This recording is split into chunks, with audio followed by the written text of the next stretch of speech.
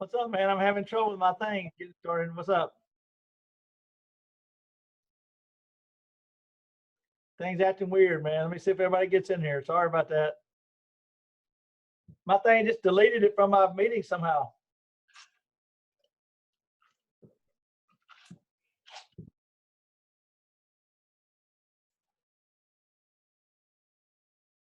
Hey, man, sorry about that. This thing's acting strange. I got on here too, and it deleted the whole thing.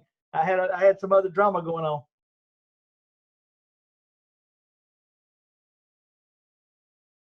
Let's see if anybody else shows up.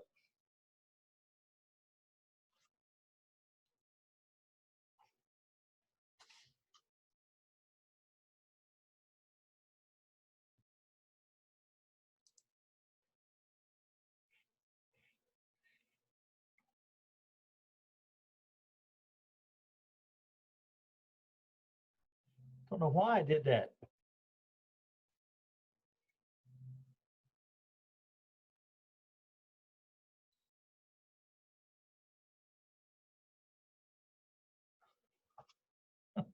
Sorry about this. What's up, guys?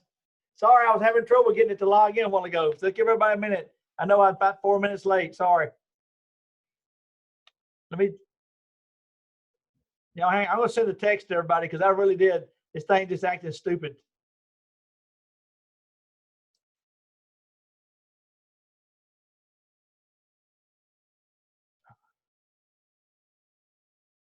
And we'll see if everybody jumps back in here.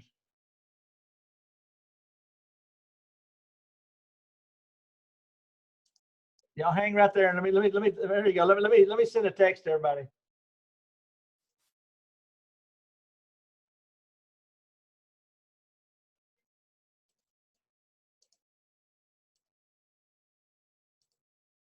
I hate this program. It's working weird. Hang on, guys. Let me see if I can get this thing to work. I figured we had more than that show up. Probably been give up on me. I had a meeting with all the bosses today. Sorry.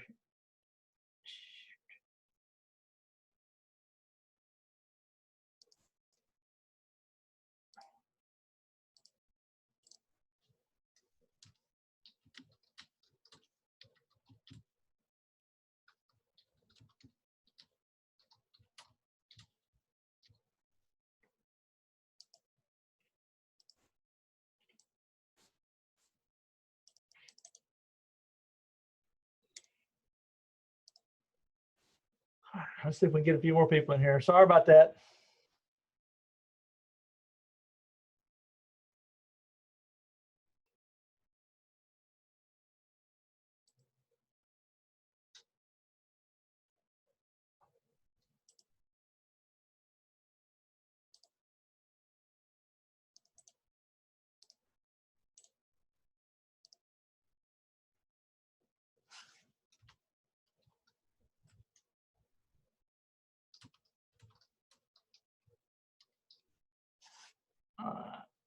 All right.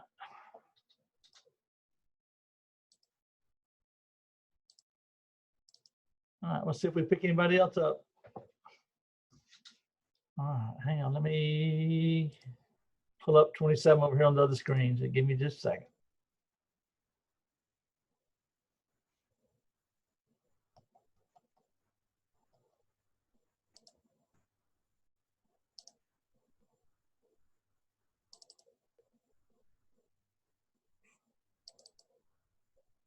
All right, here we go. All right, is everybody doing okay today? Y'all ready for a little bit of lecture? Are y'all with me? Everybody's awake? All right. I'm going to take it out. Maybe we'll have a few more show up. I'm going to go to the PowerPoint. Got it up and running. All right. All right, everybody's okay? Ready to do this? Nobody's got the camera on. Y'all gonna all be sitting in the dark, huh? All right, all right. All right, very interesting chapter here. Needless to say, can everybody see the arrow there? Yes, sir. Okay, thanks, because I'm gonna have to use that point. Okay, here comes somebody else. All right, so I'm gonna kind of use that to point at stuff for you, okay? And we'll get a few more people. It's a pretty long chapter, but it's probably obviously very interesting. Okay. All right. So right off the bat, what is the purpose of the reproductive system? And yes, it's not just the number one recreational activity in Mississippi. The purpose is to what? To make offsprings, right? That are genetically, some of our genetic genes, right? So all of our children are half the mama and half the daddy, right? And the meiosis, as we're going to see, is a nuclear division that allows us to achieve this and also cause variety to occur in the human beings or in any animal that does this. Okay. So the purpose then is to provide the means for the survival of the species, right? And this actually starts when one hits puberty. Right after childhood, you hit puberty when the reproductive organs mature and become functional. Okay. And I always like to think, probably one of my favorite, I have to tell a couple funny stories on this day, but one of my favorite ones here is that we know the gonads are the ovaries and testicles, right? And they're going to produce the sperm by the testes, right? And then the egg is going to be made by the ovary, and then the female sex hormones, estrogen, etc., are made by the ovary, and sometimes the placenta also makes some, and then the testes also makes the male sex hormones. Okay. Then the accessory reproductive organs then are the organs that allow for copulation. And so I will tell this funny story here about my oldest daughter, that's 28. She's about 3 years old, maybe 2 or 3. Got a cousin a year older than her, so they're like 2 or 3. And we're having Christmas at Lee County with my family, and we're having the Robison Christmas at a shooting range, skeet and rifle shooting range. Very rednecky. We're all about guns and stuff. And so we've been out riding 4-wheelers in the mud on the farm, and both of them are really dirty. Of course, I'm probably watching a cowboy game or something, and my wife and my sister have their 2 children, and they're muddy, and we got to be ready to go in 5-10 minutes. So they say, hey, they're first cousins. We're going to be with them. They fill us bathtub up. They strip them naked. They throw them in, and they start to wash them off. What do you think the first thing my little nephew says? Mama, where's Randy's tallywhacker? And I think that was the name. He could have said penis. And what scared me most was my daughter grabbed his penis and goes, ooh, what's this? They pulled them apart. They went to separate rooms and didn't talk about it for 5 years. So I was very concerned when she hit puberty, her fascination with the male part. But I think y'all can understand the plug-in terminal, like on our phone charger, you got to have the male and female end of a charger, right? I think that works without me explaining that to y'all, right? An any outie kind of thing. Okay. But that is a true story, kind of funny, I think. Hopefully y'all found that humorous. All right. So we're going to do meiosis and mitosis first. Now, in review, mitosis was nuclear division where the chromosome number stays the same. If you remember in A&PII, which was a long, long time ago in a galaxy far, far away, we did mitosis, and you had to remember there's prophase, metaphase, anaphase, and telophase. And that each cell then was a clone of the first cell. So we use meiosis to grow that zygote, the one cell human entity or animal entity, that when sperm and egg fertilize, you have a zygote. It divides into 2, 4, 8, 16, 32, 64, 128, blah, blah, blah, blah, blah, blah. 9 months later, 100 trillion cells. So every cell in your body is an identical genetic copy of that original cell at conception as far as the chromosomes. And then as the cells go farther along, they mature and differentiate into different body parts. So mitosis is cloning. So every cell in your body has the same nuclear DNA as that first cell that was made together. And I hate to say it, I'm not trying to get ugly, but in your mama's fallopian tubes about 18, 19 years ago, based on your age. Fertilization is that point where the sperm hits the egg and that entity becomes a zygote, and then is one cell, and then it will then divide and become the fetus or organism, the plant, and whatever you're making. Okay, now chromosome number, however, is the chromosomes. We have 46, 23 come from mama, 23 come from daddy. So what we'll find out later on that genetics chapter is that for every, there are 46 chromosomes in the human body. There are 23 types. There are 23 types. So number 1 to 23, you get one of each of them from mama and one of each of them from daddy. So you truly are a combination of mother and daddy's 23 copies of their chromosomes. Okay, pretty wild. And so what makes it interesting, we'll see here in a minute, meiosis is that when you make an egg or sperm, each of your egg or sperm gets either the number 1 from your mother or daddy, and the number 2 from either mother or daddy, and the number 3 all the way to 23rd pair. And that's random. So you could have an egg that's 23 from my mama or 23 from my daddy, but most likely it's going to be like 12, 11. So our children will be a mix of our parents. So you can almost look at your grandparents to see what, look at your parents, see what your children are going to get from you. It's quite scary if you think about it. Makes me think we should have more adoptions in the Robison family, because our gene pool is pretty scary looking, if you ask me, in the Robisons. I won't speak for anybody else, but I'll speak for the Robisons. Okay, so meiosis is going to be a double nuclear division. So we're going to do prophase, metaphase, anaphase, and telophase 2 times. Okay, and I'll show you how it looks here. Okay, so remember, we use the term anytime you have 2 of a chromosome, 2 of each, that is said to be diploid. So this is diploid. One end would be only 1 of each pair, and that is what we're trying to achieve with a sperm and an egg. So meiosis is nuclear division, where we're going to cut the chromosome number in half and end up with sperm and egg with 23 chromosomes in humans. Now, plants do it, all other animals do it too. So in this particular little nada, like an organism called the nada that don't exist, the nada, okay, parental chromosomes are from father, maternal are from mother, but here you can have an organism that has only 2 chromosomes, a number 1 and a number 2, and we'll do mama is the, usually they make her pink, usually we'll make her agua light blue, and the purple is the male. Notice that there's a big one, that's set 1, that's set 2. And they're going to walk you through meiosis with this little nada. Now we're going to have how many pairs? 23 pairs lined up when we do meiosis. So it's a little more complicated than us. Okay, first of all, they come in, they're duplicated. You remember that chromosomes are made out of chromatin that is coiled up when we're ready to do nuclear division. So as it coils up from interphase, remember, it gets coiled up and condenses and forms chromosomes. Now we got 23 pairs for a total of 46. This nada only has 2. The number 1 from daddy, number 1 from mama, number 2 from daddy, number 2 from mother. Imagine us with 23 pairs. Okay, now we're going to see, I'm going to flip over to the divisions. I think it's going to show it here. They're going to summarize it. Okay, so here we go. And we get the pictures. So in meiosis 1, look what happens. The pairs line up in a straight line, and the 22 pairs line up and pair up and become what's called a tetrad. So these two, the 2 number 1s pair up, 2 number 2s pair up, 2 number 3s pair up, and they all pair up. And we're going to see that they're going to do something called crossing over here, okay, during prophase 1. Okay, and I'll come back to that in a minute. I'm going to walk through it first, and we'll look at the things that happen that are interesting. So prophase 1, we got this weird thing called crossing over where they swap pieces. Then the 23 pairs line up in a straight line, and we have spindle fibers form, and we pull 1 of each pair in opposite directions into the daughter cells. So here you have how many chromosomes? 4. How many do you have here? 2. So you go from diploid to haploid in meiosis 1.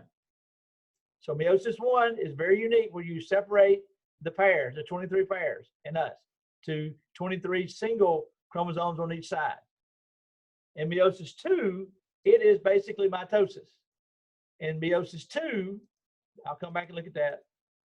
The 2 separated haploid cells are now going to line up in a straight line like in mitosis, and we pull apart sister chromatids so that each baby cell gets 2 unduplicated chromosomes. Remember, I wrote that on the board. Remember, in mitosis, you start out with 46, and each cell gets what?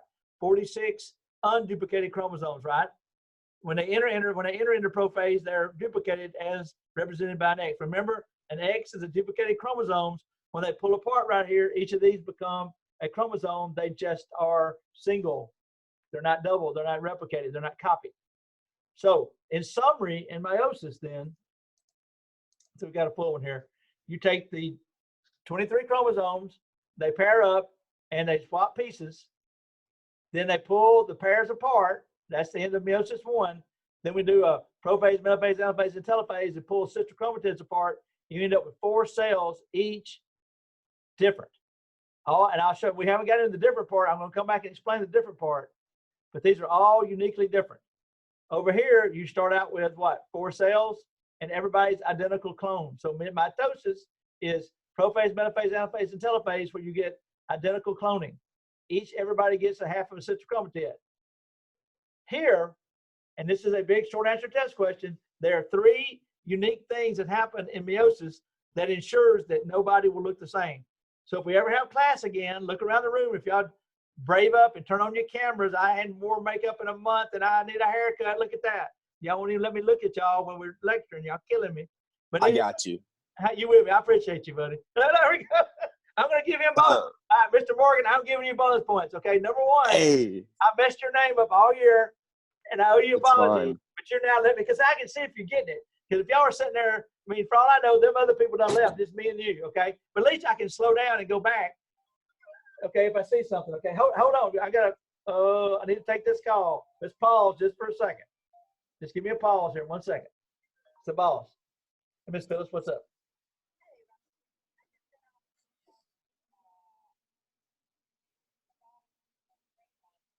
Huh?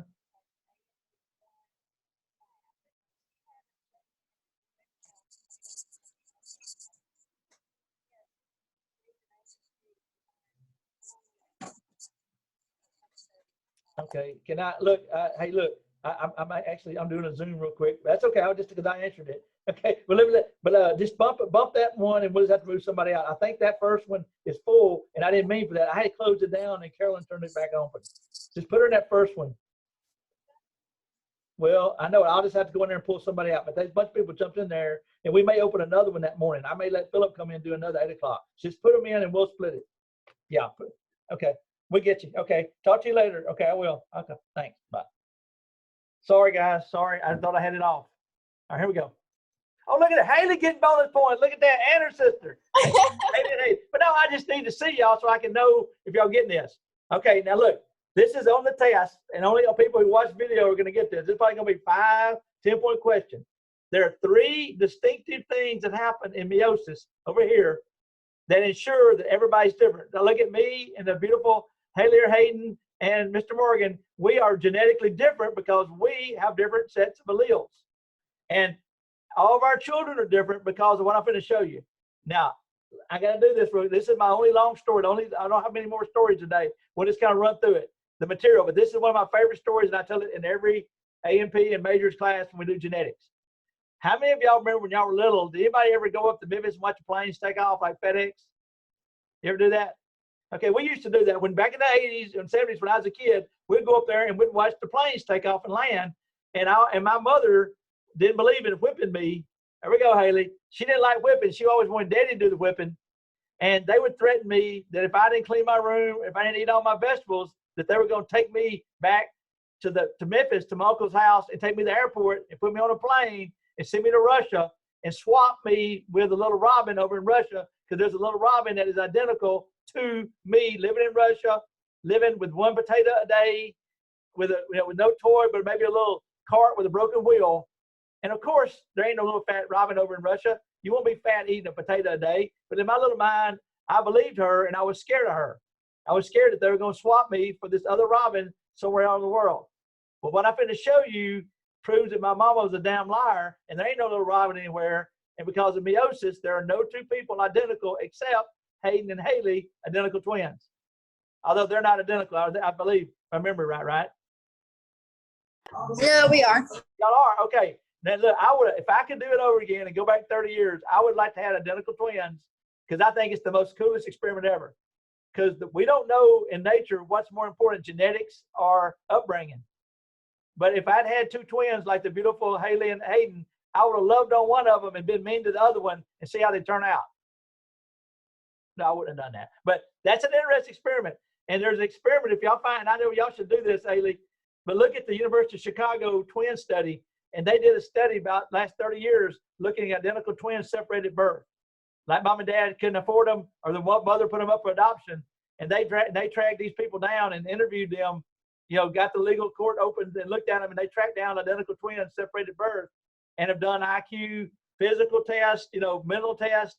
And they come up with a number that we think about 60% of everything, maybe 65% is genetics, predetermined.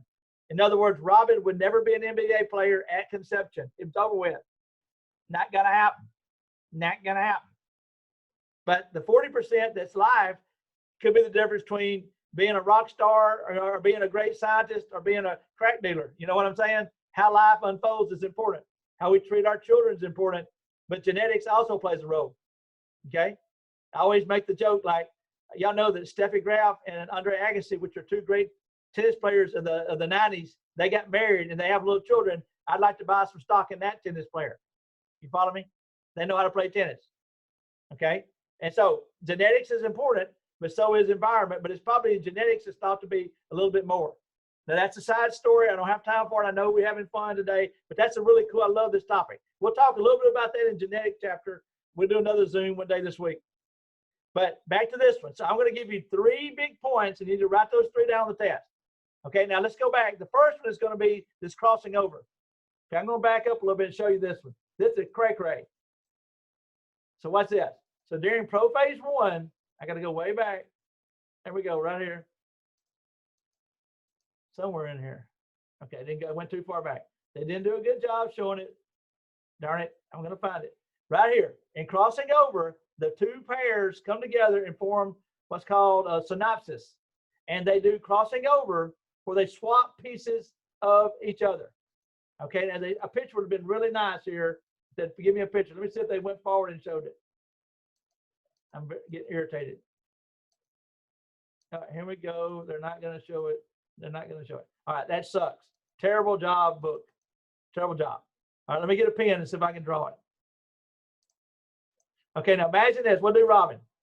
Here, and I don't like to pick on y'all. I'm going to pick on Robin. Now I'm making this up, and here's my number 1, okay? Now I'm going to not make them duplicated. So there's the number 1 I got from Daddy. And here's the number 1 I got from Mama. Okay? Now watch. All of my kids got to get one of these. So here is tall. Boy, I don't write good with this mouse. Thin. And a little bit dumb. My dad's not real smart, but he's tall, he's thin, and he is cute. Y'all got it? Tall, thin, cute, and dumb. Okay, my mother is short, fat, and ugly, but she's real smart. So all of my children are either going to be tall, thin, cute, and dumb from me, my half, or they're going to get short, fat, ugly from mama. And that is the way life works. Once again, adoption's a wonderful thing if you're really short, fat, and ugly, like Robin. Now, during crossing over, I want to show you what happens. This is a game changer. Okay, watch. I can't change the pen color. Let's say this breaks right here. And now over here, we got tall, thin, cute, and smart, which is obviously what I was made out of, right? Versus now over here is short, fat, ugly, and dumb. I heard it. I heard. Haley said, that's me on the left. I still love her. Thank you, Miss Harris, taking a shot at me. All right. So that's the way it works. So you get to, right now, in your ovaries, guys, and me and Morgan's testicles, our chromosomes are coming together and swapping apples for apples, oranges for oranges, toe size for toe size. Is that not crazy? So I'm ugly. My wife is ugly. We got Miss America. So my child could be beautiful. Is that not crazy? So all things are possible. Hey, I could be the nicest person on earth and a saint, and my wife could be the nicest person on earth and a saint, and we could have Jeffrey Dahmer that wants to eat little boys. I think Jeffrey Dahmer come out of the room cray-cray, wanting to eat little boys. So to me, this is one of the coolest things on earth. It's almost like, think of it like this. You got 23 playing cards from mama, 23 playing cards from daddy, and we are taking tape and scissors and changing them up and making new cards to give our kids. Now they think this happens like 7 or 8 times every time we make sperm and egg. So I'm saying, like, every time you're making sperm, over maybe 7 out of 23 pairs are swapping pieces. Now, we're going to talk about this on the other chapter, but let me show you something really bad. What if the number 3 chromosome came in here instead of the number 2? And now we're swapping height for butthole or toe hair, or how to make a cell membrane. So guys, may all of your crossing overs be between the right chromosomes, right? And that way, that's where a lot of mutations occur when we swap the wrong pieces. So what do you think about crossing over? Is that not the coolest thing ever? We actually take our 23 pairs and we blend them and make new combinations that have never existed before. So number one, crossing over at prophase 1. Crossing over at prophase 1, that shuffles the deck. Okay, now watch this next one. It gets even more crazy. Let me go back to the next one. So let me find it right here. So I just found it. So when they line up and separate in, I hate this PowerPoint, but when they get ready to divide right here, and each cell gets one of these two, right? And that's not it. Sorry. Here we go. Here it is. So right here, when we do metaphase 1, and I'm in the wrong division. These slides are getting on my nerves, guys. I'm sorry. Here we go. Here it is summarized. Here's mitosis. When we line up right here at metaphase 1, the 23 pairs line up random. Okay, now let me explain what I mean by that. Think of it like this. Here are the 4. How can we pair them up? Well, you can get what? Both 1 and 2 from daddy, but both big ones, right? 1 and 2 from purple. That would be one combination. You could get both mamas, the light blue. Okay, that's 2 combinations. Watch this. You can get the big purple and little blue. That's 3. Or you can get the what? Little purple and big blue. So it's 4. Now, the easy way to do math on this is this. Take the number you got. Let me get a pen. Once again, pen stopping. I'm going to start cussing. Sorry. The pen is not working. So let me show you what I'm talking about. So if you take the number, there's 2 pairs, and this pen is just not wanting to work today. There we go. That's 2. That's a bad 2. Two chromosome pairs square gives you 4. How many pairs do we have? 23. Anybody want to do 2 to the 23rd pair?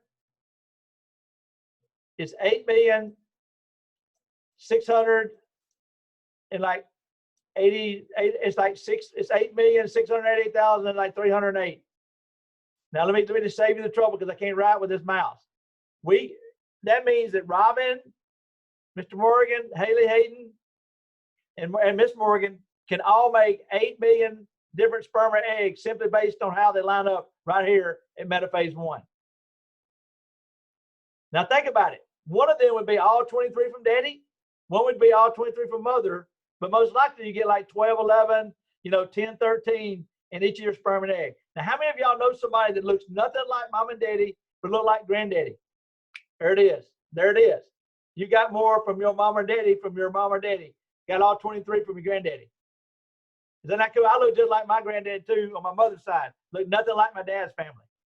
And some genes are more dominant. Like, look at all of us. Brown hair and black hair is dominant over that pretty blonde hair that Hayden and Haley, the twins, have. Morgan, I don't know if that's real. That could be, she could have dyed her hair. Morgan Eldorado. I love that name. I love my favorite name this year. Okay. I like that, Eldorado. But anyway, is that not crazy? So this is called random alignment at metaphase 1. Random alignment at metaphase 1. So it's a random alignment. Now, I don't want to get all religious on y'all, but think about this. If they were an Adam and Eve, and I'm good with that, then Adam and Eve could have, Adam by himself could have made 8,688,000 different sperm, and Eve could have made 8,688,000 different eggs. And since it takes 2 to tango, you got to do this. Look, that's just 23 squared. You got to square that to determine how many babies 2 people could make. That is 70 trillion. I'll save you the math. And that exceeds the entire population that's ever lived on planet Earth since Adam and Eve. And then go forward another, 500,000 years. So what God did here was made it mathematically impossible for any 2 people on Earth to be exactly the same, except our twins who got together when one egg and sperm come together in that first division. Each of Haley and Hayden pulled apart and became 2 different people. So identical twins are one sperm, one egg. Maternal friends are like your dog that has 8 puppies, and you can tell all of them come from 2 from the dog down the road, 2 from the next door neighbor, 2 from Uncle Billy's dog, and 2 from its other male dog at the house. You know, they can multi-breed and have multiple different fathers.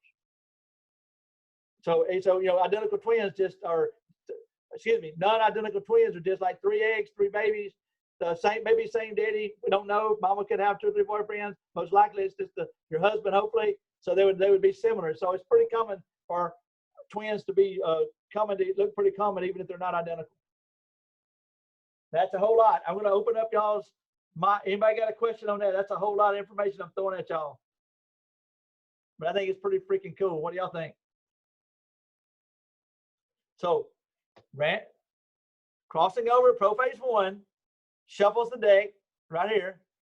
But then this random alignment is the big one here. Random alignment in metaphase 1 gives us over 8 billion, almost 9 billion different sperm and egg a person can make. And then since you can't self-fertilize, it takes a boy and a girl 2 to tango. That's 2 to the 23rd squared, and that's 70 trillion. It's a huge number. What do you think? Okay, now my third one's kind of a little fun one I like to pick on, and I don't have time to do the whole joke with y'all. But how many of y'all? I'll just make it a bad joke here. I just want to say this. I don't think any of y'all. Is anybody here married besides me? Okay. Well, if you ask young people, 18, 19, how's it going to be like when they get married? Most boys are going to have sex every day, and the girls are going to have sex, you know, at least every other day. It's going to be a wonderful, wonderful thing, right? And God invented sex, man made it dirty. So in a marriage, it's all a good thing. Well, that ain't the way it's going to work. Okay? Let's just stop the madness. Most likely, when somebody says they're going to have 10 kids, they have 2. And if somebody says they're going to have 2, they'll have 1. So here's my $1 million question. Let's say you get married and you decide to have kids. How many kids you going to have in your whole lifetime? Maybe 1 or 2, 3, maybe 4. How many sperm did y'all practice with in all of them 25 years? Yes, thank you, Mr. Morgan. Let me just tell you that the normal girl will ovulate 400 times in her lifetime. So the end maximum a woman could have would probably be whatever, 1 a year, 25 kids, 30 or whatever. And them Duggars on TV about to get there, right? But every time a male ejaculates is 500 million sperm. Yes, you heard that right. 500 million times. So the odds of any one sperm in a couple's reproductive history being the one to make their baby, and one of her 400 eggs, she's going to ovulate 1 a month for about 25 years, is like winning the lottery, winning the Publishers Clearinghouse sweepstakes, while meteorite hits you, while lightning strikes.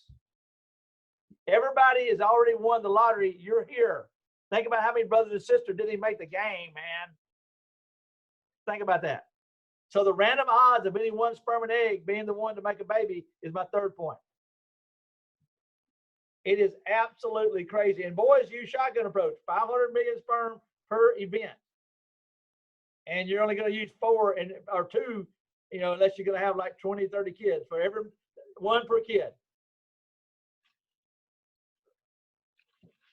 A lot of bad little swimmers died on the way up to that egg, right? Survival of the fittest. Okay, so in review, in meiosis, 3 things. When we do mitosis, we get identical twins. When we do meiosis, on the right here, now my pen's acting where I need my pointer now. Let me get back to the pointer. Hang on. So back over here, this is mitosis, where we separate chromosomes, right? Everybody gets one of the duplicated chromosomes, right? So you start out with 4, you end up with 4, and that's cloning. And meiosis, due to crossing over, we swap pieces of like chromosomes. Then we have random alignment, number 2. And then number 3, the random odds of any one sperm and egg coming together in a couple's lifetime. That, to me, is super fascinating. That's a little bit of genetics, but they do cover meiosis in this chapter. All right, everybody good? Let's move on. Everybody ready to go on? Let's go on. Okay. Now let's talk about the parts. Okay, so this goes pretty quick. Y'all know the male part. Now, I got to say right off the bat, I know that one of my interesting questions and I don't in any way question God, but I do have a few questions to God, okay, about what you're thinking about. But one of the ones I find really weird here is, why is the male testicle that makes sperm laying in a sack dangling between a boy's legs? This is quite bizarre. Understand the penis with the plug, the plug concept here, in and out, kind of thing. Receptacle, female receptacle, right? Male sticking out. I know that makes sense. But why do you think God put the testicle in a bag, dangle it between the legs? Well, the reason is that spermatogenesis won't occur at room body temperature. So if the testicle is not in the scrotum, then the sperm will be killed, be stir fried, the heat kills them. That's the answer to another short answer question. Okay. There are other theories on that too. One is of defense mechanism, right? You girls know about kneeing boys in that scrotum area, and they're pretty much paralyzed for about 20 minutes, right? But I don't know if that's a very legitimate theory. But the main thing is temperature. I actually have a friend of mine that was married, a preacher friend, and him and his wife, got married, and about a year or two in their marriage, they started trying to have kids, and they couldn't get pregnant. And about 3 years of trying, they went and checked her. She's ovulating fine. Everything's fine with her, because infertility is probably 60% in the girl. And then they checked his sperm, and they were all dead. And they discovered that he had a vein not draining his scrotum very well, and his scrotum was overheating and killing all the sperm. And so they told him that they could fix it where they could have children, but they would have to go up the penis. And he was about to decide not to have children, and they said, or we can go through your belly button. So they went through his belly button while he was asleep, went down into his scrotum and fixed that drainage. And then they said, let it heal and wait about a month, and don't be with your wife for a month. Then you can start to try to have a kid. She got pregnant the next week. So temperature is a big deal on spermatogenesis in men. Here are the male parts, right? We already know the testicle, where we make sperm and testosterone. The epididymis is storage of sperm. Okay, and then we have the ductus deferens, also called the vas deferens, that carry the sperm up to the ejaculatory duct when the male gets excited, or I hate to use my gun metaphor, lock and load, a bullet in chamber. Okay, and of course the penis to deliver the sperm to the outside into the vagina so that it can swim up and fertilize the egg. The seminal vesicle, prostate gland, and bulbourethra gland, they secrete different compounds that make up what comes out of the male called semen. Now, of the semen, only about 5% is sperm. So sperm is the least amount of these three glands, so that when a male has a vasectomy, he still ejaculates. He just doesn't have any sperm in it. So, and I'm trying to be dirty, but he is shooting blanks. Okay? He cannot fertilize an egg without sperm in there. And we'll hit these other organs. The prostate gland makes chemicals to neutralize the acidity of the female vagina. The seminal vesicle makes material that is food, fructose, to feed the sperm, so they pack them a lunch on their long swim up. And the bulbourethra gland makes the lubricants that come out of the male before he ejaculates, that usually have sperm in them, so you can't get pregnant without a male ejaculating in the female. Especially if he's excited. Gee, I wonder why he would possibly be excited, but you see what I'm getting at. So it's not a good move there. Always use a condom, right? Okay, smart stuff there. Okay, but anyway, we'll hit these as we go through.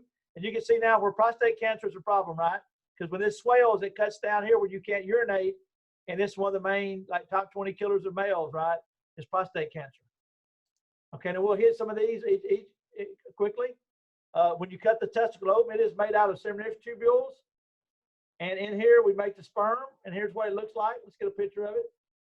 Don't try this at home. But you can see all these seminary tubes are coiled up. And when we cut them, they look like this. So the sperm grow through this cell called a Sertoli cell, which is called here the substanticular cell. It's also called Sertoli cell, and it nurtures the sperm, and they squeeze through, and they pop open into this open lumen, and all tubes lead to the epididymis where the sperm are stored. Okay? So you make 30 or 40 million a day. So you store them here, and if you're having a repetitive sex, then your sperm count does go down after multiple events. There's that palmaform plexus, venous plexus, that keeps the testicles cool, and that's what was broke on my friend. They had to fix that.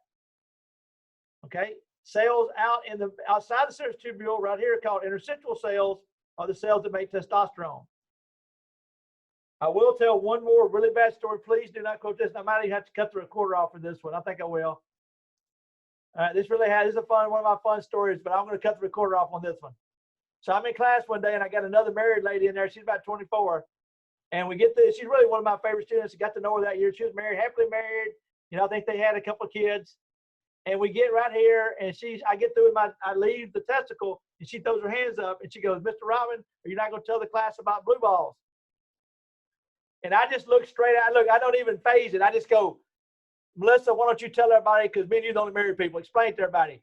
Then she proceeded to tell the class, y'all, that her husband, that she met at 15, that she loves with all of her life, had told her that when you start playing with the boy and they get that erection, that it hurts and it has to be, the sperm's got to be drained every day.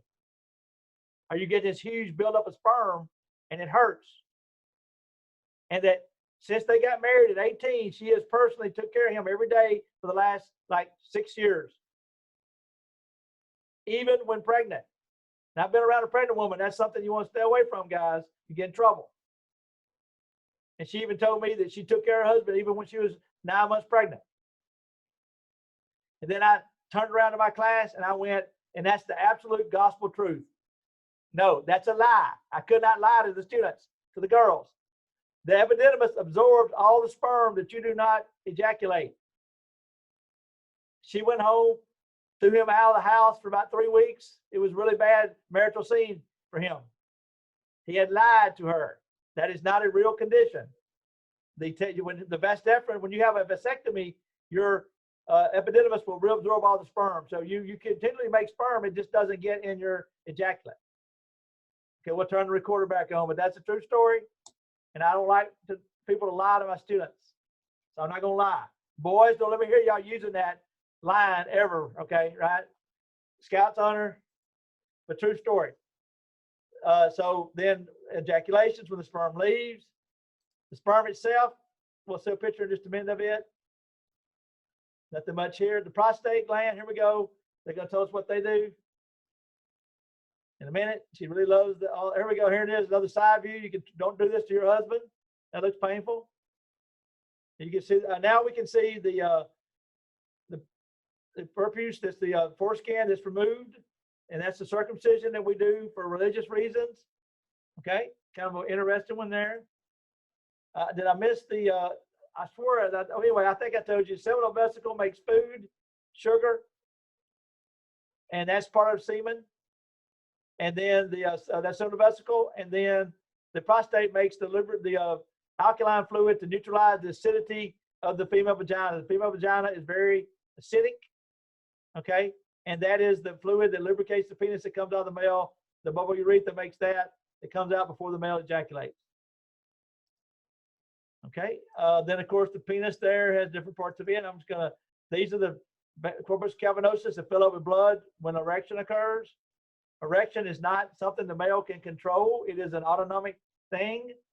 Okay. And so if he's been doing drugs or drinking, it might not work no matter what the girl does. And that's happens sometimes. So it is autonomic, it's parasympathetic, and then ejaculation is sympathetic nerves. So these are out of the control of the consciousness of the male. Pretty wild. Okay, nothing much here. There it is. I knew it was coming. There on that stuff. There, here we go. So a seminal vesicle and the exocrine gland secretes the fluids out of it. Boy, she's giving me a little more detail here. Fructose, prostaglandins, coagulants. This makes up 60 to 70% of the semen volume. So that's the main thing coming out of the male. Prostate, also, it is 20 to 30%. Okay, and it is antimicrobial chemicals, alkaline fluid to neutralize the female vagina. Okay, so that's what its main thing is that. Okay, huge debate whether to cut the prostate out. If you have cancer, they say it would take 25 years to kill somebody. So if you're 60 and you get prostate cancer, do you want to have all this cut out and maybe not have sex anymore, or to live another 25 years and die at 85? That's okay. That's a thought. Okay. And there's the Cowper's gland making the lubricant that I just mentioned. All right, here we go. Look at that. Normal male ejaculation, 2.5 to 5 milliliters. Each milliliter contains, the normal amount is around 500 million, up to 750 million. Goodness, that's crazy. Crazy numbers. Probably my favorite biology number. First time I heard that, I stopped the teacher and I went, "You did say 70,000? You know," and he goes, "No, man, 700 million, 500. Actually, most books say 500 million. Do you understand why there's no male birth control pill? You got to stop 700 million swimmers every time you have sex. With a girl, it's 1 egg a month in most girls. So we're trying to stop 1 egg, and that's why birth control pills are so successful versus 500 million torpedoes every time. Pretty wild.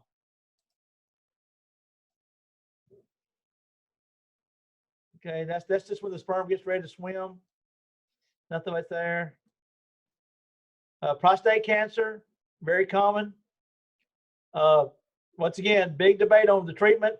Don't have time. You do a PSA test to see if it's going up. My dad had a liquid nitrogen when they froze his prostate to kill the cancer. Most people do surgery. Some people just leave it alone. Don't worry about it. Okay. Here's showing the testicle and the scrotum, et cetera, et cetera. There's the muscle that makes those go up when it gets cold, and they get relaxed and dangle when it's hot. All right, one more bad funny joke. Okay.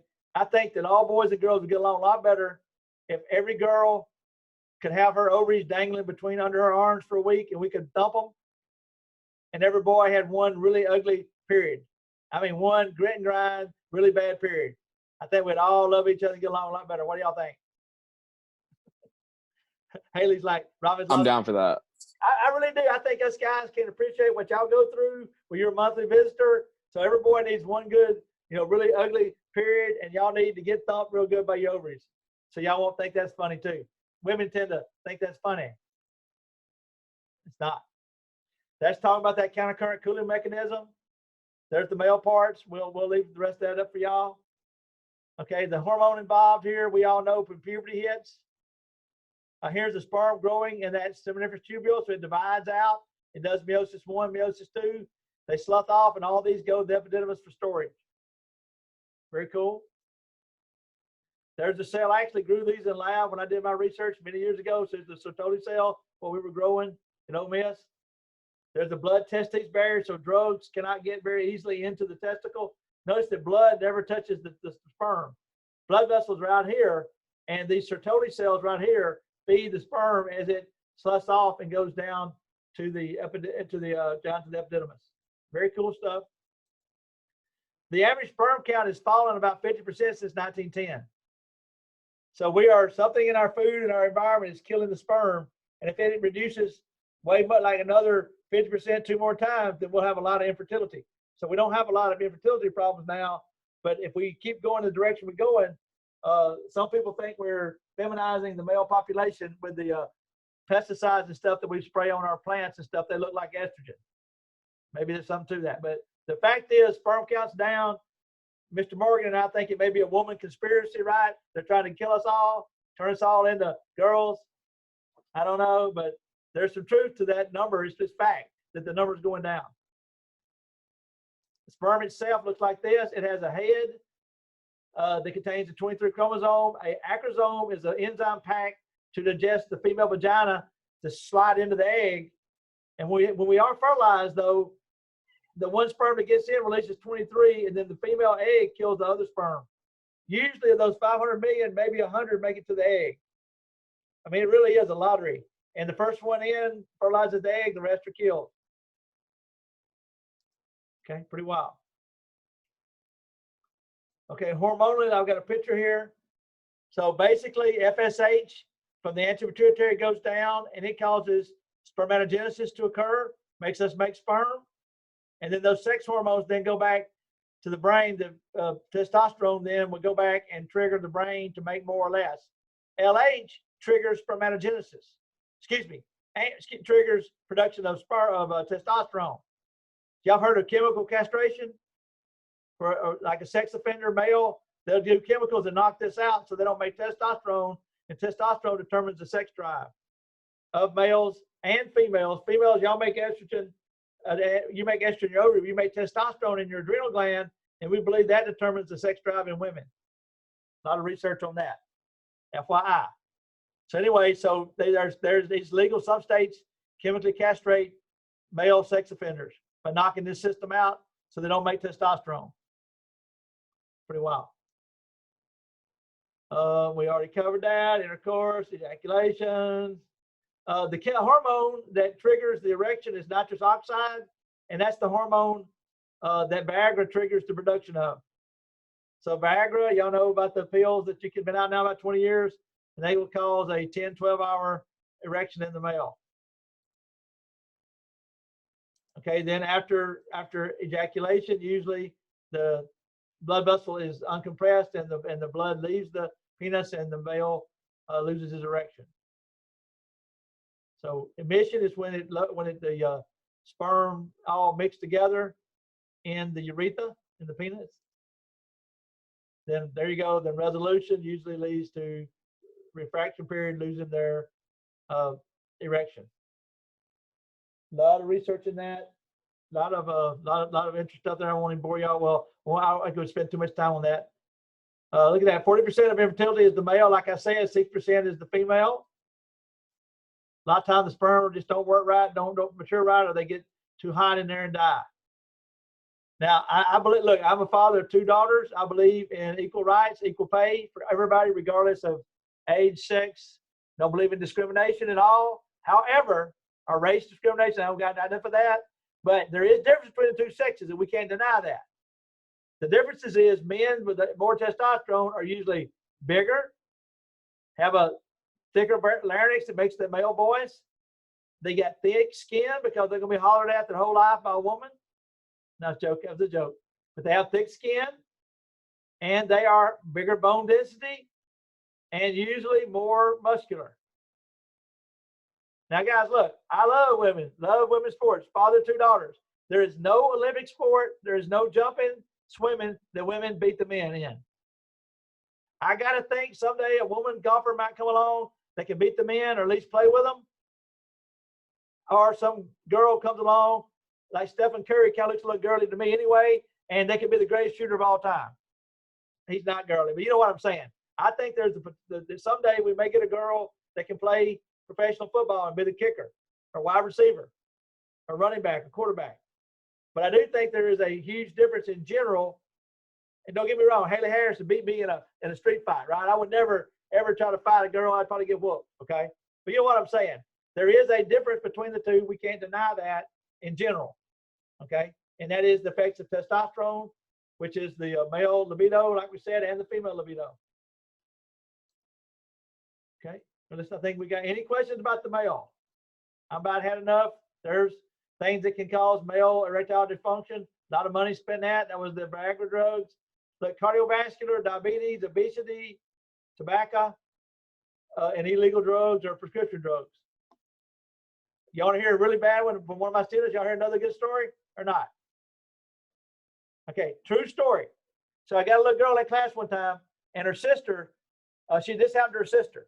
Her sister was 27 to 28 years old, married her husband, loved him. They got married at 18. They really love each other, but he was severe diabetic. I mean, he was like very dangerously diabetic, and he could not have an erection. So they had not had sex in like 5 years. So they go to the doctor. She goes with him, and the doctor goes, "Oh my gosh, Viagra and all these are going to work for you because you're actually very physically fit other than your diabetes, and it's affecting your ability to function as a male." And they give him a prescription, actually give him a free sample and give him a prescription and said, "Now look, you're in such a good shape. Take a half a pill because this thing's going to work, and you're going to be, you're going to have, a couple of hours there to go at it." Okay. He goes home. The wife is kind of redneck. They don't really understand science, and she thinks that he don't love her, and she taunts him. He takes 2. They went 8 hours, and at the 12th hour, they went to the emergency room, and they had to put a needle in to drain the blood out. They had to pull the blood out manually. Gangrene will set in, and it can rot off. So you don't want to take 2 or 3 of those pills, people. Okay. Matter of fact, my doctor friend says that it works in women too because it increases blood flow in the woman, but it was not allowed. That's was not proven medically, so women cannot get prescriptions for it. But kind of interesting. Okay, all right. Any male questions? I think Abby just joined us. Abby, what's up?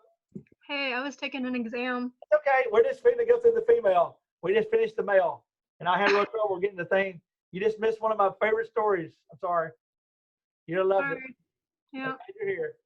But anyway, we'll go through the female part because I do think y'all had this on one of y'all's tests already, right? About the female reproduction system, which is my favorite thing, y'all's monthly cycle. We're going to go through that in just a minute. Why is it your favorite thing? I thought it, though. I mean, I don't understand that. We're going to talk about it. Just hang on, watch it. We're going to walk through it. Okay, so here's our female picture. Okay, now we know the female parts, right? We have the uterus right here where the baby's going to implant, cervix, vagina, anus back here, bladder right here. Now right here, looking at this picture, I can tell you something really important. Babies growing right here are sitting on mama's bladder. So this is why women that are pregnant, you have to urinate a lot, right? They got an alien sitting on their bladder. Okay, that's something we learn real quick. And let's not forget the 3 openings in women because some people get confused. Urethra, vagina, anus. Urethra is right below the clitoris, which is her main pleasure reproductive organ. That is made out of the same tissue as the head of the male penis in development. So that's the key thing there for the female, for them to enjoy that event. Here's how it sits on the pelvic bone. You see it there, pretty cool little picture. Okay, now the ovaries are going to be the organs where we're going to make our eggs and our female sex hormones. It has a cortex and a medulla. Let me get a picture of the ovary. Kind of a bad one here showing it from the side, but you can see here that in the ovary are these follicles that are going to mature, and each follicle matures and becomes an egg. In the female cycle, 1 egg is going to be normally ovulated per month. However, our Haley and Hayden were actually 1 egg also. That's right, there were 1 egg. And that egg goes down the fallopian tubes, and somewhere in the fallopian tube, we get fertilization. And that's usually a day or 2 after sex. And then the embryo implants in the uterus, and the placenta forms, and the baby stays here and grows for about 9 months. Then when the baby comes out, it goes through the cervix, out the vagina, out to the real world where a doctor slaps it for their first moment of life. And the slapping is to make them cry and scream, clear their lungs out. There's got to be a better way. That's weird. Okay. Now here's one that probably half the boys don't know. Each month, the women shed this endometrium lining right here, which is the wall in the epithelium lining their uterus. And this is what comes out in your menstruation in your period. A lot of women, based on your body's type and the way your body formed, that goes the wrong way and you get endometriosis. These cells are alive and they scar up the fallopian tube. And in some cases, it makes it so scarred that the woman can't ovulate.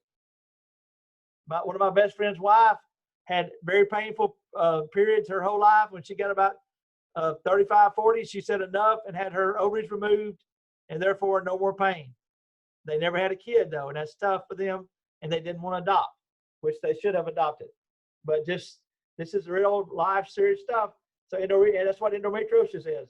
It is these living cells that come out normally, go up in here and scar up the tissue and make it very painful and difficult for the egg to fall down the fallopian tube.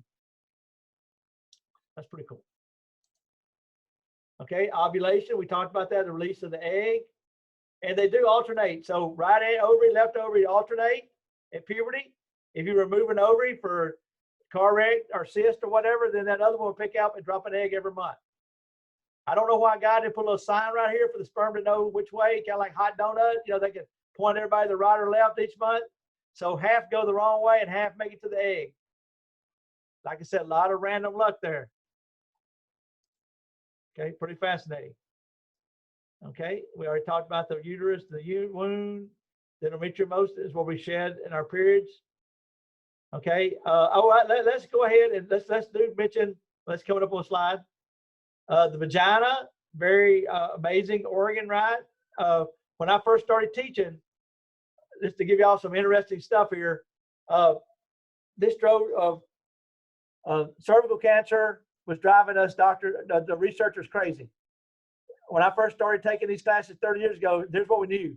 The earlier a girl had sex, and the more sex partners she had, the more likely she'd have cervical cancer. And so they were telling people in classes like, it's like tire tread, and the more you spin out, the more you have to replace your tires, and you just wearing out the vagina. Come to find out that ain't true. Come to find out cervical cancer is a virus that you usually get caused by a virus that is found, the same virus that causes warts on the vagina and the penis causes cervical cancer in 99.99999% of the cases.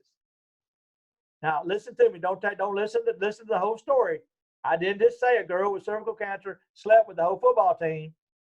I just said that her one husband who give her, the only guy she's ever been with, give her the virus that may kill her. It just means that whoever she married or had sex with has given it to her. So it could be that a woman's never had sex and got married on her wedding night, and that husband didn't tell her about that one time he was with that skank in the 8th grade, that everybody was sleeping with, and bingo, you kill your wife.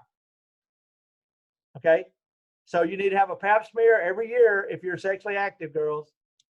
You need to get that pap smear where they scrape off part of the cervix right here. They scrape this off and grow it on a slide in a lab, and they look at them. If they're normal, you get a good, clean bill of health. If they're abnormal, you may need to come in for a pap smear a little sooner than a year. But if they're cancerous, then they will do a biopsy, and you may have to have a liquid nitrogen freezing off of the cervix, or you may have to have a hysterectomy. Okay, so I'm telling this one night in a night class at DeSoto about 15 years ago, and I'd be like, some of y'all been in my class all year, and I got to know y'all. And this little girl who I got to know, really sweet girl, she was living with her boyfriend, and she had a little boy, but she had a club hand. She had a club hand where these fingers were fused together, and they had called her Lobster Girl her whole life. She was a beautiful girl, beautiful heart, sweet person. She said she had sex with her boyfriend in high school. He got her pregnant because he was just abusing her. He didn't really care about her, beat her up, put her in the hospital. She left him, never married him, raised a boy on her own, had avoided all men for about 5-6 years, fell in love with another guy who's raising the child as his own. We get to this lecture, and she raises her hand, and I go, "What's up?" She goes, "Look, let me get this straight. I can have sex with somebody and get this virus right off of them, and it could kill me." And I went, "Yes, ma'am, you got it. That's it." 10 minutes later, she raised her hand again. So let me get this straight. Cervical cancer can be gotten from a penis that has the virus on it. Yes. She starts crying. She goes, "My live-in boyfriend's first wife died of cervical cancer. What should I do?" And all I could think of, and I really answered it wrong, I said I wouldn't have sex with him. That's all I could think of. And then about an hour later in class, I stopped and I talked to her after class, and I said, "Look, you've obviously done had sex with him, so you already got the virus. You need to get a pap smear every 6 months. And if you're gonna have his kids, you need to do it now, and you need to get a hysterectomy, and then as soon as you can, because it could get you eventually." They did get married, and I don't know if they ever had a kid, but I was really thought that was better advice after it. But this is serious stuff, right? You're not gonna have any sex worth dying over, people. Trust me, that's fact. Okay. But anyway, is that not wild? Now, how many of y'all heard of this next one? I stopped on this slide. The hymen. Y'all know what that is? Come on. Come on, what's street name? Y'all right? So y'all are no fun today. Yeah, I saw him. Yeah. This is the cherry. Yes. Women do have a structure called a hymen that does not completely close off your vagina, but it keeps it closed together so that once you have sex, it opens up. Now, obviously, your menstruation comes through, but then you may bleed a little bit the first time you have sex. You may also lose the hymen the first time you did gymnastics in the 3rd grade, or you may lose it riding a horse. So that is something that is somewhat real, but it has a lot of mythology to it, and I'm about stopping the myths. So if if your wife don't bleed on her wedding night, that don't mean she wasn't a virgin. It just may mean that her hymen could have been ruptured due to whatever. You know, having an exam done can do that. Okay, pretty wild, huh? Actually, I have a friend of mine who and his wife, they were preachers and they're teachers today, but they were both virgins when they got married. And on their honeymoon, they tried to have sex and they couldn't. They were in Mexico and she bled so bad that they had to go to the hospital, and they packed her full of gauze and said, don't touch that till you see your gynecologist. So it ruined their honeymoon. It was the worst 4 days of their life. She cried all night. They get back to America. They call her gynecologist. He can't see her for 3 weeks. They go in there. They did never consummate their marriage. He thought he was some kind of mutant, like he's some kind of porn star, you know, mutant male penis, whatever. And she's like Little Debbie. Let's just clean this up. She's Little Debbie and he's King Kong. They thought. They go to the doctor and he says he's never seen a hymen that thick. He had to surgically open her hymen in his doctor's office for real. And then he said, don't have sex for about another month. Then it's healed. So if they'd been Catholic, they could have annulled their wedding. But they had sex about the 6 weeks, 7, 8, about 2 months in their marriage. They have 3 children today. So you can do everything right. And I really encourage y'all to do that biblically, but the hymen may not work right. So anyway, weird stuff, but that's real. But it is possible for a woman to obviously have that rupture without having sex. Okay, next picture. I'm going to flick it real quick. I don't think we need this in the book. It's coming up right here. Really, really, really, did we need that? That is the most ugly, I think, not flattering picture ever put in the book. I flicked on that one time. One of my 40-year-old woman screamed, and I've rarely lose control in class, but one of my adults, and I say, y'all all adult, this lady was older adult. She said, where's the boy? I'll never forget this. One of my favorite moments teaching. And I went, what? And she said, that was a totally inappropriate picture of a woman. I want a picture of a boy been swimming 8 hours, all laid out, spread eagle like that, with his little turtle hidden. Okay. The girls don't get it, but the boys do. Okay. So when you have little boys, girls, you'll know what I'm talking about. The male part will disappear sometimes when you swim. Anyway, she wrote an edit. She wrote I told her I'd give her the editor, and I think she tried to get him to take that picture out. That picture is bad. I'm not going to ask much of those external parts. I'm going to skip that. But y'all know the external genitalia in the female. It's all in the PowerPoints. Not going to be a lot of that. Of course, the breast for milk. And of course, breast cancer is one of the big problems in America. But its purpose is to make milk for the baby. I would say that your milk, girls, is genetically designed for your child. So I think that most books are saying now you should breastfeed a year. Maybe 2. I don't think 8th graders is appropriate, but at least a year or 2, right? Here the female part. Now we're going to get to look at that. Breast cancer, that's really bad tumor there coming up right here. Look at this. So here's an x-ray of a tumored breast cancer. So you need to do self-exams and go in and have those done, have those cysts checked. If you have a knot in your breast, you need to have that checked by a doctor. Mammograms over the age of 50 are recommended. Big debate about mammograms. I'm not a doctor, but I would say that I would do one over 50 girls. But what little bit I understand about this is it's not as important how early you catch it. It's more important what type you got. So if you have the more aggressive kind, you can catch it early and it can kill you.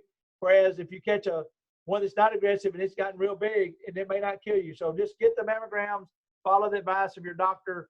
Like I said, I would do those mammograms after the age of 50. Okay, recommended that women over the age of 50, and if you have a history of breast cancer for 40, you should start getting the x-rays, the mammogram.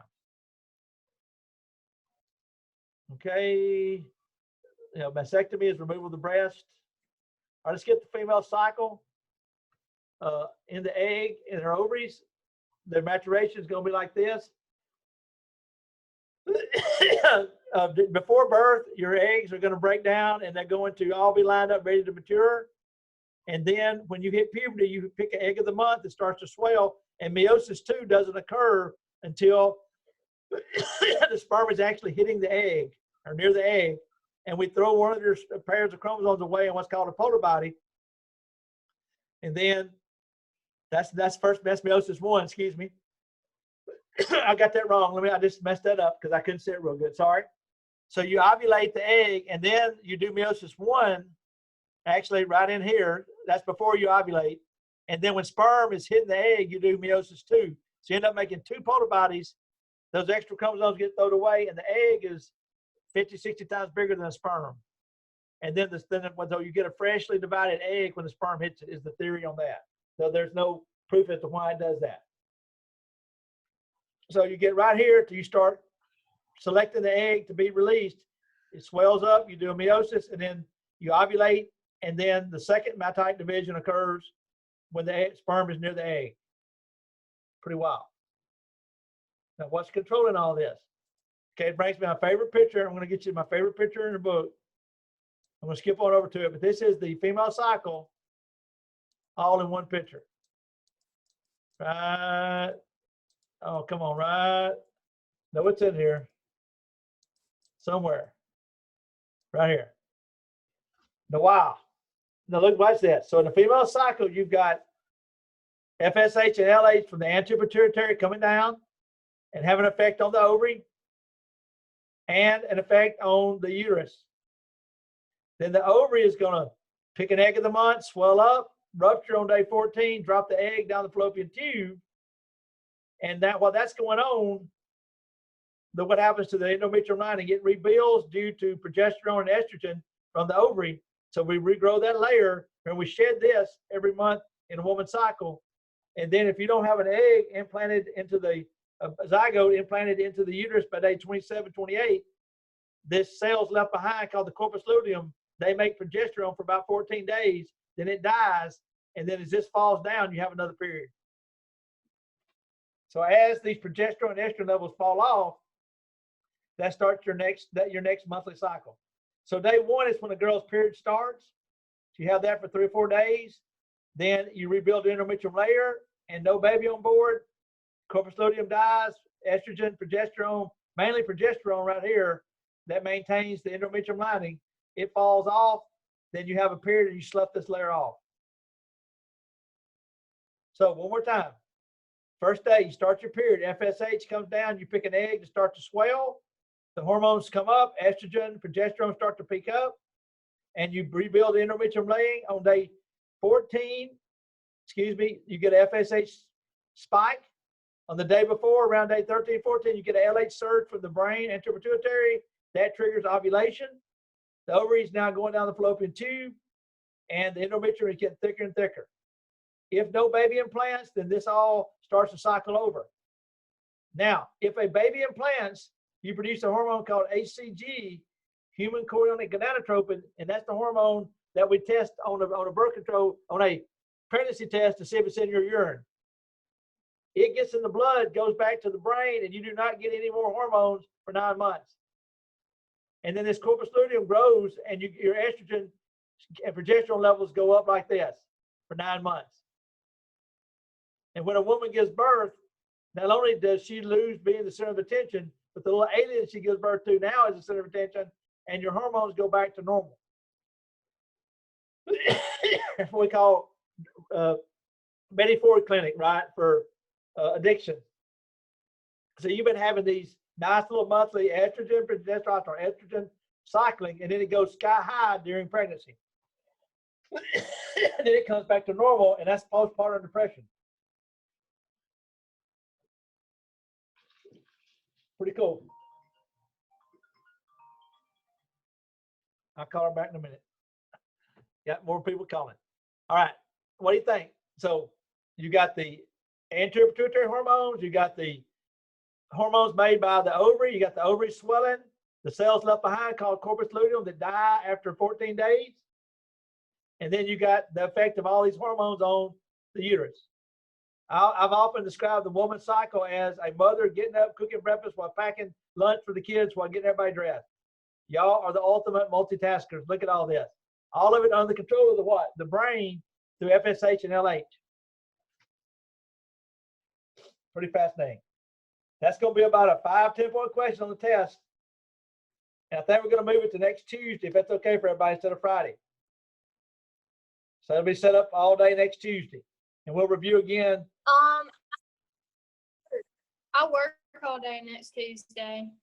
You're killing me, Haley. Is there a way I can Friday?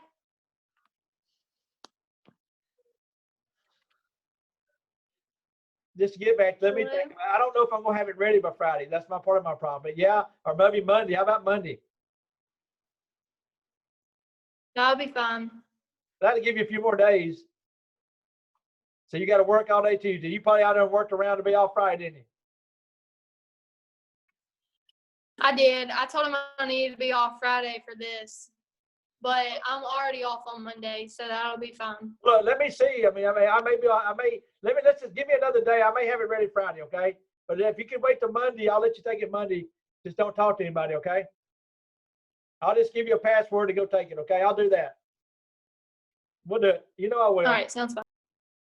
Okay. All right, everybody with me? This is about a 5 or 10 point question on your test. I just draw this out. Just draw it out, or you can verbalize if you want to. But all she did was she broke it down in all of these. I'm not going to play all this video. I've already been talking for an hour. But right here, there's a good video in here. Y'all can download it and play it. It's also in the study area of My Lab and Mastering. These videos are very good. I know I played some other day, but I don't want to waste y'all's time on that one. Here are all the hormones involved in reproduction. Very fascinating stuff.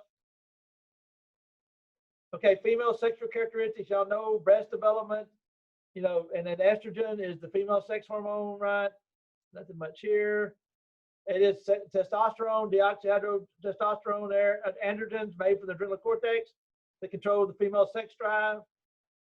If you get married and you get 50 and you go through menopause and you don't want any male to touch you girls, they can give you testosterone to put on the female genitals and you will want your husband again. Pretty wild. Puberty, when a girl goes, we're seeing this earlier and earlier, but usually between 9 and 11, women start their cycle. Okay, we're seeing earlier than that. And then menopause is when you stop your cycle. That's the name for the first time you have your period. Menopause is when a woman stops her period, usually in the 50s, mid-50s. Hot flashes, messed up osteoporosis. Remember we talked about that? So there's a lot of reasons why you might want to take the estrogen supplements when you get menopause. There are women with early menopause as early as 40, but 45 is pretty common. I have several family members with ovarian cysts that have to be removed. Pelvic inflammatory disease is a STD untreated like gonorrhea, chlamydia that rots the female cycle out. Very painful. Okay, birth control methods, right? Well, guess what? Behavior is 100%. If you don't have sex, you don't get pregnant. What? Maybe once or twice in the history of mankind has that happened, right? Let's go to the table. I mean, y'all can look at the pictures, but the table is really cool. Abstinence, nobody gets pregnant. Withdrawal method, 29 out of 100 get pregnant. If you knew what you're doing perfectly, it's 4% get pregnant. That's per 100 people in a year. So if you just go for it and do nothing, 85 out of 100 get pregnant a year. Then let it ride, nothing. So even corpus interruptus is 27% get pregnant. That's a pretty big improvement. The best one is vasectomy and tubal ligation. That can be reversed, but those are very permanent ones. And I have had friends of mine that could not get either one of those, both boys and girls, that would not do, doctors would not do it back in the day until you're at least 30 or 40, because you may decide to have a kid. Later, Mr. Wright may walk up the day after you have that done.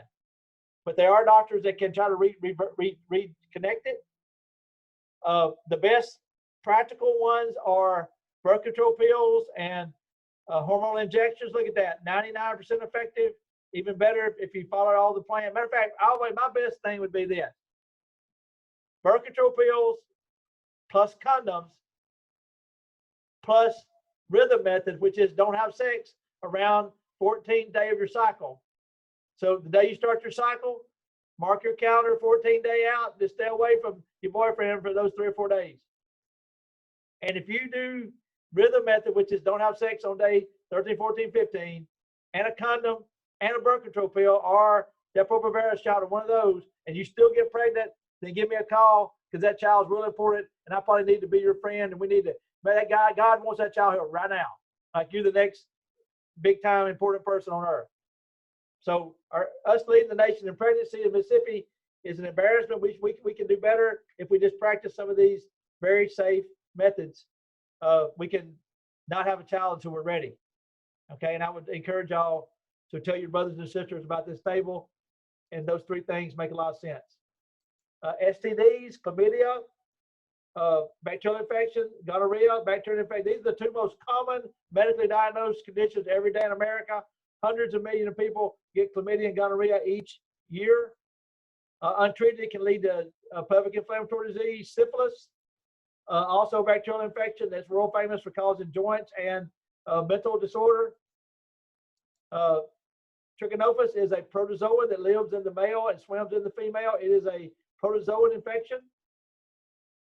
HPV, that is the virus that causes warts, and almost every case of cervical cancer. So cervical cancer, this is it. I can remember a while ago. Human papillomavirus is the cause of cervical cancer pretty much in the world. Cervical cancer is a top 10 killer of women under the age of 25 or under 30, excuse me. So girls, if you've been sexually active, you need to get that pap smear every year. There is no way of really looking at obviously, if you see a male or female with lots of warts, I would just say, no thanks. Okay. But that's a virus, and we know how well we are. We don't do good with viruses. You don't necessarily get the warts too. So you can have the virus on you, but not get the warts.